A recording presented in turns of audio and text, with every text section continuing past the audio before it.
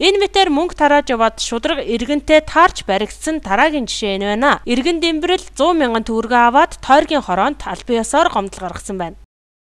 Сургуулийн ороо 11-р ог 3-ын хойш орсон хашааны өөр би мэдэхгүй байна. Энэ хашааны үдэн дээр нэг жип зогсохтөр хашаалж өчсөн энэ жип хүмүүсэн байхгүй. Хятад усан гэж би энэ айлын эзнийг хэлсэн л дээ. Би нам бусаал гэлээ. Тэгээд машинд ороосоо гэлээ.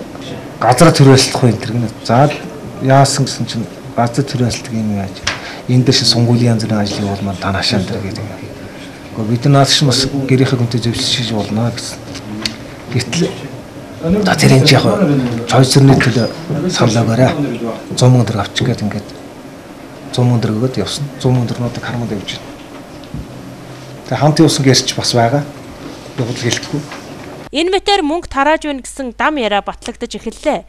Цагдаа хуулийн байгууллага иргэний гомдлын мөрөөр шалгаж тогтоохол үлдлээ. Өмнө нь Цоожилсүрэн 2008 оны сонгуулиар Гиманбаатарын талбай дээр ил цагаан мөнгө тарааж байсан. Гэхдээ тэр үед энэ хууль байгаагүй. Түүнчлэн Увс аймагт сонгуулийн үеэр хамаатан саднаа дурсаж чихэр боо бэлэг сэлттэй тэр нэр дэвшигчийг дэмжээрэй гэсэн ухуулгын